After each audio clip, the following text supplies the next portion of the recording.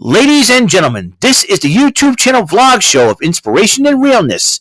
Also, this is the YouTube channel vlog show of positivity, personality, and fun. This is Eric Limas Shenanigans of 1977, and now the perpetrator of these shenanigans, Big Beefy E himself from his Big Beefy Man Cave in New Bedford, Massachusetts, Mr. Shenanigans himself, and the two-time Chilling 3000 2022 End of the Year Awards winner, Eric M. Lima. Thank you very much, Mr. Announcer, sir. Well, hello there, everyone. Welcome to yet another episode of Eric Lima Shenanigans of 1977. This is episode number 823 of the show. We're going to recap what happened last night on Monday Night Raw. As you know, it's been a tough wrestling week for the folks in the WWE, losing two of their own, WWE Hall of Famer Terry Funk, and a man who made a lasting impression on not only the roster, but also all the fans all over the world, Mr. Bray Wyatt, a.k.a. Wyndham Rotunda. So this is the final Raw before Payback this coming Saturday in the Steel City of Pittsburgh.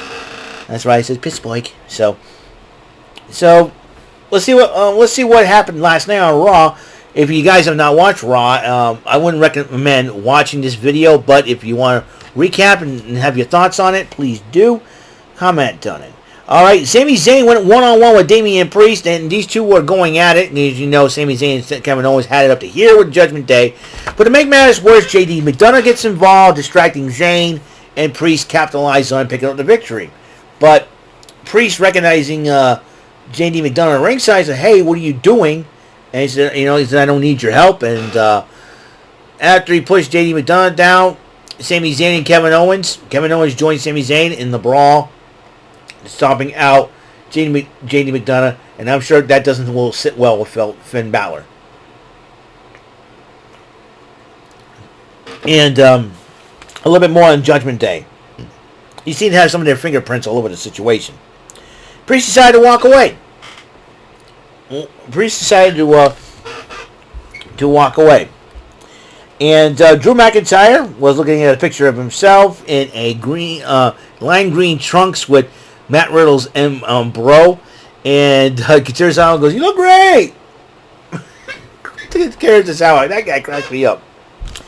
Anyways, and then Matt Riddle was talking to him, and then he said, "You know what we should do, bro? We're going to sit down and scout the New Day and the Viking Raiders." And Drew McIntyre goes, "You're onto something. That's a good idea." So there's that situation. Then Raquel Rodriguez cut a promo on Rhea Ripley. In fact, she felt she was ready for Rhea Ripley. Now, there's rumor going around that Raquel Rodriguez and Braun Strowman broke up. I don't think that's the case.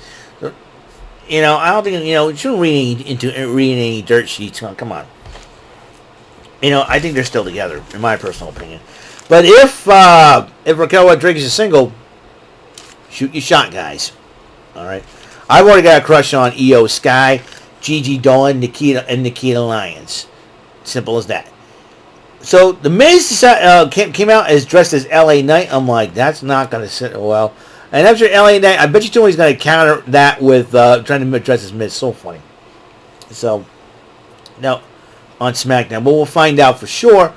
But Miz decided that he was going to be LA Knight. Matt Riddle and Drew McIntyre were watching the next match as New Day versus the Viking Raiders. And during the matchup, the Viking Raiders decided to throw Kofi on top of Matt Riddle and Drew McIntyre. McIntyre got so upset. Eric and Xavier Woods were going at it, so Drew McIntyre decided to grab his chair, toss it, but then Eric threw Xavier Woods in front of it, hurting Woods. And that left the Viking Raiders to double team Kofi, ended up winning, and the Viking Raiders ended up winning the matchup. A judgment, Finn Balor's motivation is, we got to get together. We have a huge opportunity for the tag team titles. And they said, and then Damian Priest, like your boy? Oh, really? And then Rhea goes, "Stop it, both of you. It's an opportunity we cannot fail.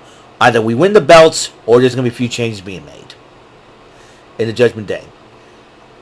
Now, because she's upset that she's getting targeted now. Don wants to get the belts and let's go. So they did a tribute montage for Bray Wyatt, and which is a very beautiful. As you know, Bray Wyatt did pass away this past Thursday. This past Thursday, like I said, it's been a rough wrestling week for the WWE, and for those who have known Terry Funk and Bray Wyatt, and so McIntyre and Riddle were talking to Kingston as he walked out of the trainer's room. He goes, Xavier Woods is not okay, but he'll be all right. He'll be back on his feet. And then Drew apologized. It's all good. It's all good. Xavier knows you didn't mean it. He goes, he goes, let me tell you something, Matt Riddle. He goes, we got to deal with the Viking Raiders, and we got to find some way we don't have to worry about tagging in and out. And then all of a sudden, Kofi Kingston's like, what do you mean by that? I don't know, but it's going to be good. And that will lead to a tornado tag team match next week between Matt Riddle and Drew McIntyre and the Viking Raiders. Meanwhile, Gunther comes out. Imperium comes out. Gunther addresses Chad Gable. And Gunther's decided that he'll defend the Intercontinental title next week against Chad Gable once again. Should Gunther beat Chad Gable, at this rate, he's 10 days away. Gunther is 10 days away from breaking the record. So that means,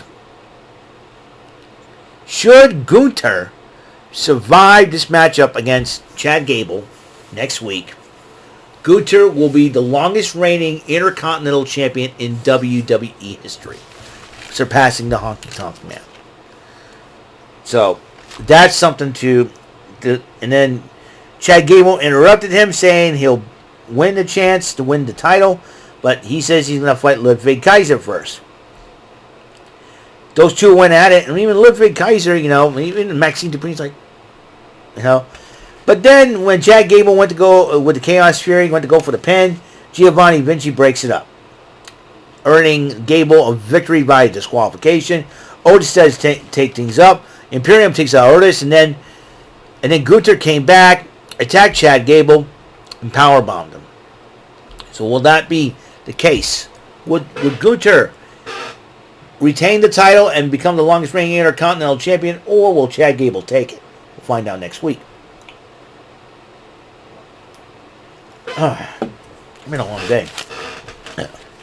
So anyways, as you know, also, the WWE paid a little bit of tribute to Bob Barker. As you know, September 2009, Bob Barker was the guest host of Monday Night Raw. He gets to make all the matches.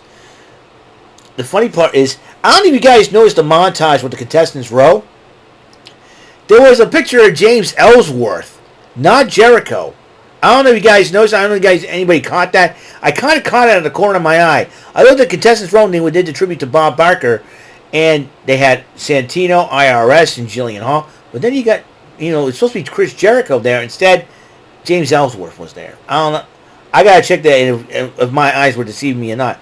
I don't know why James Ellsworth. I know James Ellsworth was not there. I think they photoshopped that in to make sure it doesn't show Jericho, because WWE and AEW, all that good stuff. That's what I'm thinking. I don't know if anybody caught that, but it was supposed to be Jericho there, not James Ellsworth, unless WWE did some magic with their technology or something like that. Anyways, they did a tribute to Bob Barker. They had, he did segments with the DX and Chavo Guerrero. And I think, Bob Barker is a legend that is to be missed. And he won a Slammy and to be the best guest host ever on Monday Night Raw. Even Wade Barrett says he's the best guest host ever. And, 50 years of television, Bob Barker deserved that a little bit of accolade. And I'm glad he was recognized by the WWE. He should be in the WWE Hall of Fame, the celebrity wing, in my personal opinion. Let's get that done.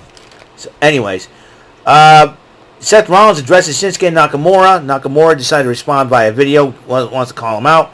Nakamura decided to respond by video, but then Rollins was upset. He tried to respond in the video, and then Nakamura attacks him from behind and whispers something in his ear again.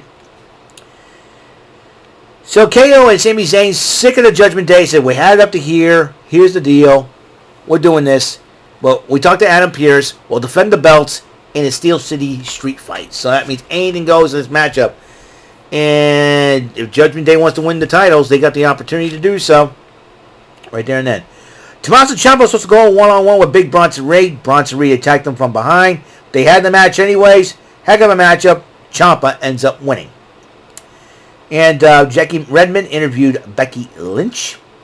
Becky Lynch talking about how she's gonna take care of business with Zoe Stark, and then Trish Stratus this Saturday as they face each other in a steel cage.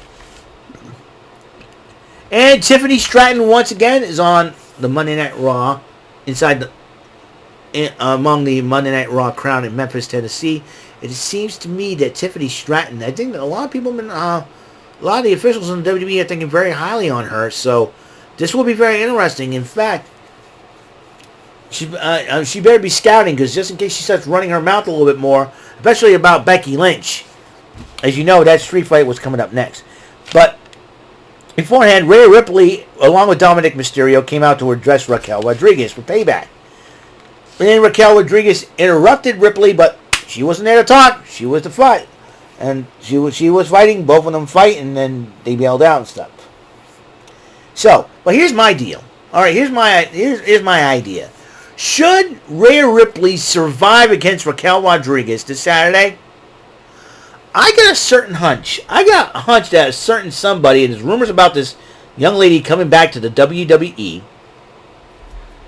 I got a hunch that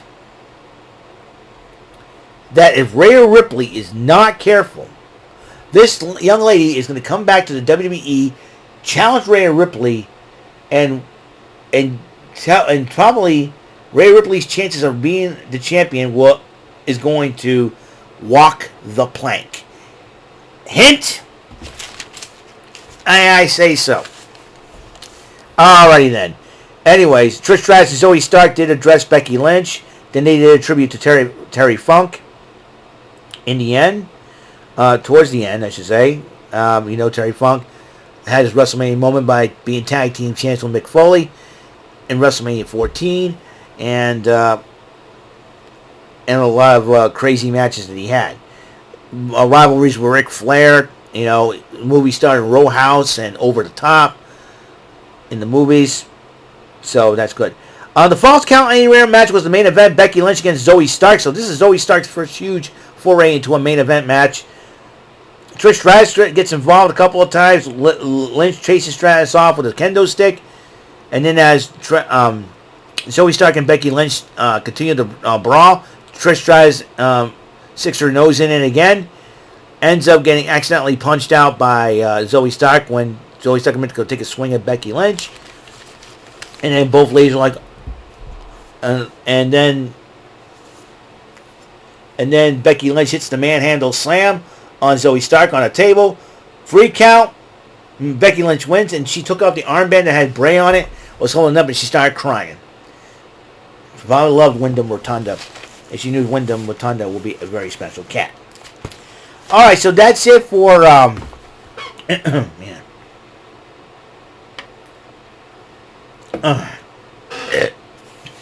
So that's it for episode 823 of Eric Limas Shenanigans of 1977. Well, here's a little bit of a note. Tonight's NXT, the Fatal 4-Way, that could be the main event for the number one contendership for Tiffany Stratton's championship. Who is going to win?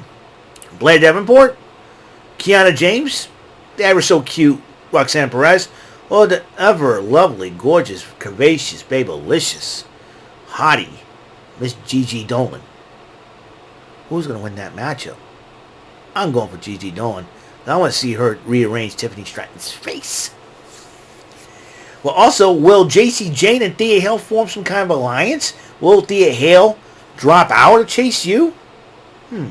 Interesting. And they have the Global Heritage Invitational starting tonight as well. So that's going to be a heck of a tournament. We know Butch will be returning to NXT, a.k.a. Pete Dunne, will be involved in that matchup. So will be involved. Charlie Dempsey is going to be involved representing the United States. It's so funny. I think Brooks Jensen said, we should have an all-American kick-ass boy representing the States, and we get Willy Wonka. He looks a little bit like Willy Wonka. Gene Wilder, God rest his soul. Anyways, so there's that. So back on another thing too. The North American title situation. I think Dominic Mysterio is going to run his mouth. Now, rumor has it that Brian Pillman Jr. signed on with to the WWE and he's going to NXT.